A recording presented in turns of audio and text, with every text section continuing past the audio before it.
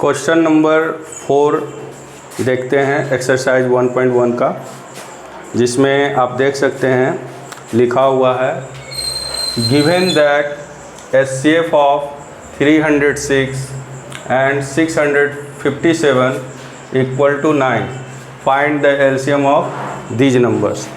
Okay, so इसमें आप notice कीजिएगा,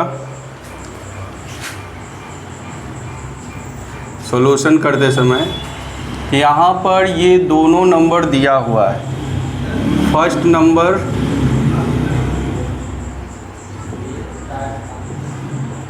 306, second number 657 and HCF of these two numbers equal to 9. So here you can write HCF equal to 9. You have to find LCM. So जैसा कि हम लोग जानते हैं कि एक फार्मूला है product of two numbers equal to HCF into LCM, और ये हम बताए भी हैं आप लोग को, तो आप मेरे प्रीवियस वीडियो में भी देख सकते हैं। तो चलते हैं, इसको कंटिन्यू करते हैं। As we know product of two numbers equal to HCF into LCM. Okay, so product of two numbers means what? First number into second number. कहीं कहीं आप ये प्रोडक्ट ऑफ टू नंबर्स की जगह first number into second number भी देखते होंगे, तो उससे कोई फ़र्क नहीं पड़ता है। यहाँ पर प्रोडक्ट ऑफ टू नंबर की जगह पर हम ये दोनों को जो नंबर दिए हुए हैं उसको मल्टीप्लाई करेंगे। 306 इंटू 657 इक्वल टू HCF है 9 और LCM हमें फाइंड करना है। तो टू फाइंड LCM 9 को दूसरे तरफ लेकर जाएंगे, तो LCM इक्वल टू आप ऐसे लिख सकते हैं 306 इंटू 657 डिवाइडेड बाय 9। अब इन दोनों नंबर में चेक करना है कि 9 से डायरेक्टली ये कट जाएगा या ये कट जाएगा। जो अगर इजी है कट जाता है पहले, तो वही चाहेंगे कि उस नंबर को पहले काटें। तो हम यहाँ देख रहे हैं कि सम ऑफ इट डिजिट जो है 6 + 5 + 7 becomes 18 and 18 is divisible by 9. Then you can divide 657 with 9. So if you divide with 9, you will get 9 7 ja 63 and 9 3 ja 27. Okay, and what will you do next? Just आप इसको इससे multiply कर दीजिए। तो multiply कीजिएगा तो आपका LCM निकल जाएगा। 6 3 जा 18, 3 0 जा 0, 3 3 जा 9 and 7 6 जा 42, 7 0 जा 0 and here you will put 4 and 7 3 जा 21। बहुत इजी है मल्टीप्लाई करना।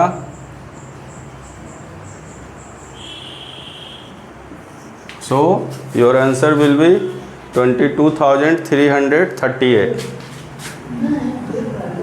22,338।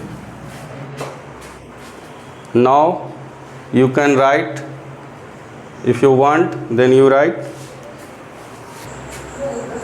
क्वेश्चन नंबर 6 को आप लोग देखिए, note question number 5। Question number 5 board पर देखिए, check whether 6 to the power n can end with the digit 0 for any natural number n। इस क्वेश्चन को बनाने से पहले हमें कुछ कॉन्सेप्ट को दिमाग में रखना है कि कोई भी नंबर अगर इंड ज़ीरो अगर होता है, उसका यूनिट प्लेस अगर ज़ीरो है, इसका मतलब है कि वो नंबर 10 से डिविजिबल होगा। और अगर वो नंबर 10 से डिविजिबल है तो वो 2 और 5 से भी डिविजिबल होगा एज अ प्राइम फैक्टर्स। सो इस क्वेश्चन को बनाते समय हमें फंडामेंटल थ्योरम ऑफ अरिथमेटिक को भी ध्यान में रखना है और हमें इंड डिजिट के अकॉर्डिंग भी जो है सोचना है। तो चलते हैं बोर्ड पर और देखते हैं कि how it can be solve. Given number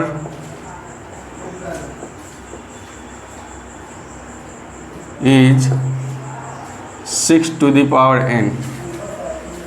Okay, at first we let 6 to the power n ends with digit 0। Here you only suppose 6 to the power n ends with the digit 0, so it must be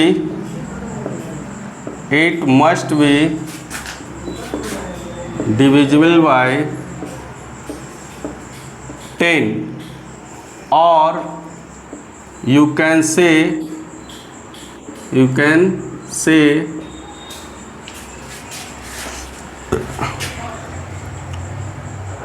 it has prime factor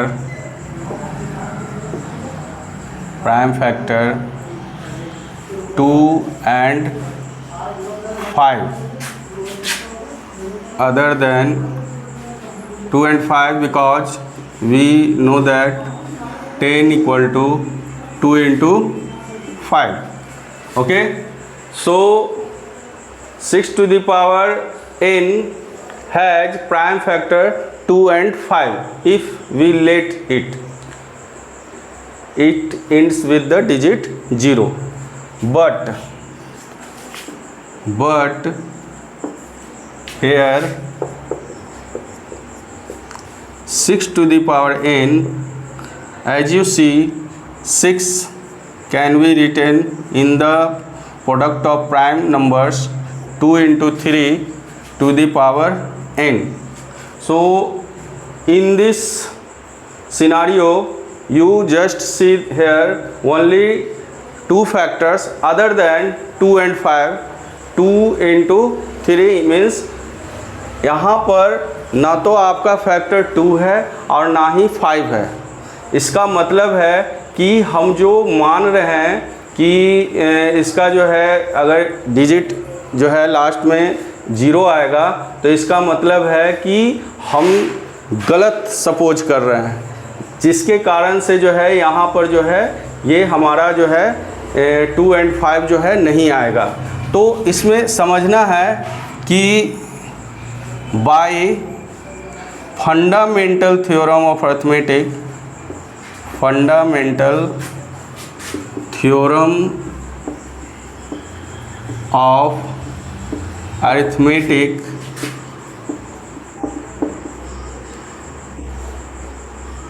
there is uniqueness of prime number, prime factor in any composite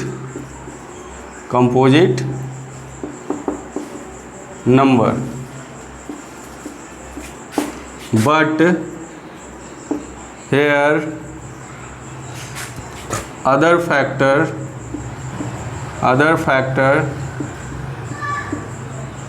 2 and 5 other than 2 and 3 comes which discards the rule, which discards which disobey the fact, discards the fact. It happens due to our wrong assumption. इस question में आपको इतना लिखना ही पड़ता है, तभी जो है आपको मार्क्स मिलेगा, क्योंकि ये question belongs to fundamental theorem of arithmetic. तो यहाँ पर आपको फंडामेंटल थ्योरम ऑफ अर्थमेटिक का कुछ कॉन्सेप्ट को यहाँ पर लिखना पड़ेगा। So we can say that 6 to the power n can never ends with digit 0। Okay, सो अगर इसमें आपको थोड़ा सा भी दिक्कत हो तो आप कमेंट कर सकते हैं, और इसको बच्चे को कोशिश करना चाहिए कि कुछ रिटन स्टेटमेंट है उसको याद ही कर लें, ताकि जो है बार बार ऐसे क्वेश्चन आएंगे, कभी 6 to the power n आएगा, कभी 4 to the power n आएगा, और हर एक क्वेश्चन में आपको ये जो कॉन्सेप्ट है उतना आपको लिखकर ही दिखाना होगा। अब इसको आप नोट डाउन कर सकते हैं। क्वेश्चन नंबर 6 देखिए आप लोग, इसमें लिखा हुआ है explain why these and these number are composite numbers. यहाँ पर कंपोजिट नंबर का जिक्र हुआ है, जैसा कि पहले भी प्राइम नंबर और कंपोजिट नंबर के बारे में बताए हैं। इसको आप ब्रीफ में यहाँ देख भी सकते हैं।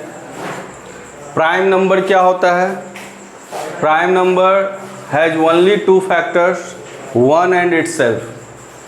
एंड कंपोजिट नंबर क्या होता है? Has more than 2 factors. अगर ये दोनों नंबर का फैक्टर 1 and itself के अलावा भी होगा तो ये कंपोजिट कहलाएगा, अदर देन ये प्राइम नंबर कहलाएगा। तो चलते हैं, देखते हैं कि कैसे ये कंपोजिट नंबर होगा। तो सबसे पहला क्वेश्चन लेते हैं, इसी में 2 क्वेश्चन हैं, 7 × 11 × 13 + 13। तो ये एक टर्म हो गया और ये दूसरा टर्म हो गया। इन दोनों टर्म में आप 13 को कॉमन पाइएगा। तो 13 को जब हम कॉमन लेंगे तो इसमें 7 × 11 बच जाएगा, और इसमें सिंपल 13 है, केवल 13 है, तो इसमें यहाँ पर 1 कॉमन के रूप में आएगा। 13 × 7 × 11 77 होगा, and +1 after you get 13 × 78। Okay, so आप देख सकते हैं कि यहाँ पर इस नंबर में जो है 1 और इटसेल्फ के अलावा 2 और प्राइम फैक्टर है, या 2 और जो है फैक्टर है। तो जब 2 और फैक्टर है तो इसका मतलब है कि ये कंपोजिट नंबर है। Here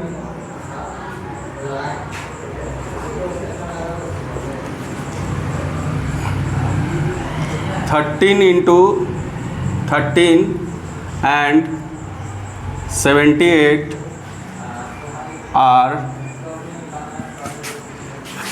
factors, or you can say that if you want express further, here you can write in the form of prime number also. So it can be written as 13 into 78 can be written as 13 into 6, and further 13 into 13 into 3 into 2. So this number can be written in the form of product of prime number also. So here you see that here we see that factors are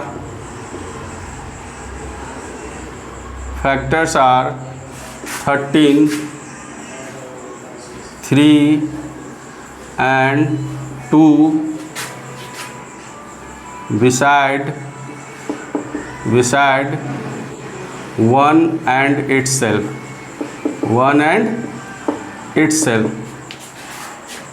1 और itself के अलावा भी 3 और factor है। इसका मतलब है कि ये क्या हो गया, कंपोजिट नंबर हो गया। सो given number will be composite number, will be composite number. Similarly आप दूसरे क्वेश्चन को भी देख सकते हैं।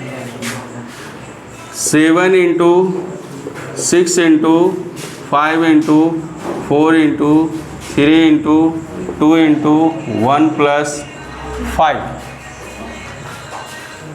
सेकेंड में आप नोटिस कीजिएगा कि इसमें भी 5 है और इसमें भी 5 है, यानी कि ये दो टर्म में 5 जो है कॉमन है। If you take 5 as common, here you get 7 into 6 into 4 into 3 into 2. 7 into 6 into 4 into 3 into 2 into 1. And here as it is same number अगर कॉमन ले रहे हैं तो कॉमन में 1 आएगा। मल्टीप्लाई के फॉर्म में जब आप डिवाइड कीजिएगा 5 से तो ये 1 आएगा। अब ये सब आप जानते होंगे। 5 इंटू, अब इसको क्या करेंगे, मल्टीप्लाई करेंगे। तो मल्टीप्लाई करने पर 7 6 या 42, 42 2 जा 84, और 84 को अगर आप 12 से मल्टीप्लाई करते हैं तो ये आप मल्टीप्लाई करिएगा तो 1008 आएगा। एंड यहाँ पर जो है +1 करेंगे तो यू विल गेट 5 इंटू 1009। अब यहाँ के बाद फर्दर कोई भी जो है मल्टीप्लाई नहीं हो पाएगा, क्योंकि ये दोनों नंबर जो है प्राइम नंबर है। तो जैसे ही कोई भी नंबर प्राइम नंबर के प्रोडक्ट के रूप में आ जाते हैं तो भी उसे कंपोजिट नंबर माने जाते हैं। तो यहाँ पर आप ये कह सकते हैं कि here 5 and 1009 are prime numbers या factor. So given number are also a composite number. क्यों? क्योंकि हम लोग फंडामेंटल थ्योरम ऑफ अरिथमेटिक में यही जाने हैं कि every composite number can be expressed in the form of product of prime numbers. So जब भी कोई कंपोजिट नंबर को प्रोडक्ट ऑफ प्राइम्स में अगर हम रिप्रेजेंट कर सकते हैं तो वो कंपोजिट ही नंबर कहलाएगा। तो आप जो है ये आप चाहते हैं तो इसको राइट डाउन कर ले। क्वेश्चन नंबर 7 को देखिए। There is a circular path around a sports field. Sonia takes 18 minutes to drive one round of the field while Ravi takes 12 minutes for the same. Suppose they both start at the same point and at the same time and go in the same direction. After how many minutes will they meet again at the starting point? तो इस तरह के question को solve करने से पहले concept को हम लोग समझेंगे। यहाँ पर दो स्टूडेंट्स जो है, दो पर्सन है, एक सोनिया है और एक रवि है। सोनिया एक ही जो सर्कुलर फील्ड है उसको कंप्लीट करने में, एक राउंड लगाने में 18 मिनट्स ले रहे हैं।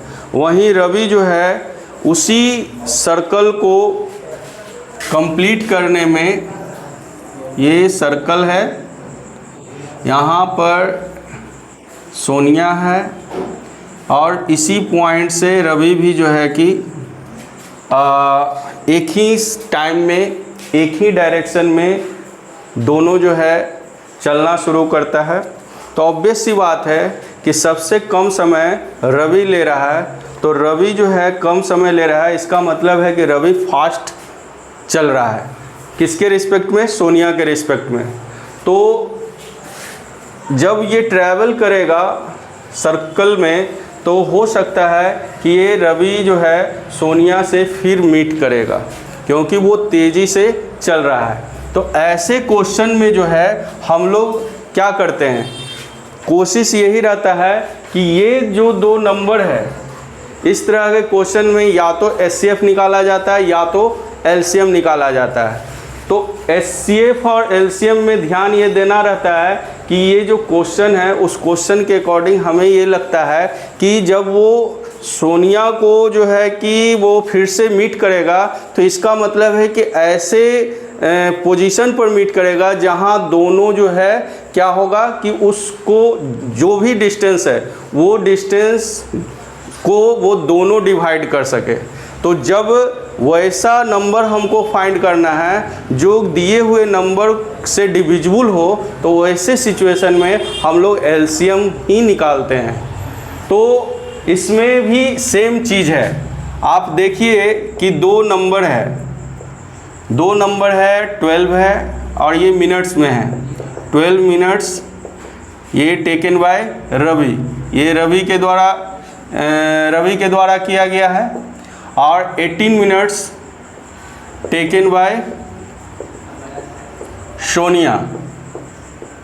और हमें जो है निकालना है कि कितने मिनट्स में फिर से वो जो है कि स्टार्टिंग पॉइंट पर आकर मीट करेगा। तो इस तरह के क्वेश्चन को बनाने के लिए हम लोग क्या करेंगे, एलसीएम फाइंड करेंगे। So LCM of 12 minute and 18 minutes. तो इसका आप एलसीएम फाइंड करने के लिए आप जो है कि डिवीज़न मेथड का भी इस्तेमाल कर सकते हैं, क्योंकि यहाँ मेंशन किया हुआ नहीं है कि आप प्राइम फैक्टराइजेशन का इस्तेमाल करें। तो आप लोग पहले से भी डिवीज़न मेथड जानते हैं, तो डिवीज़न मेथड बहुत आसान होता है एलसीएम फाइंड करने के लिए। एक साथ जो है कई नंबर को जो है कि डिवाइड करके जो है एलसीएम फाइंड करते हैं। तो 2 6 जा 12, 2 9 जा 18, फिर ये देख रहे हैं 3 से कटने वाला है, 3 2 जा 6, 3 3 जा 9। अब जो है ये किसी से नहीं कटेगा।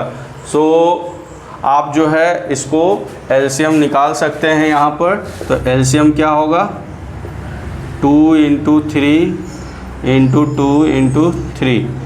सो 2 3 जा 6, 6 2 जा 12 एंड 12 3 जा 36.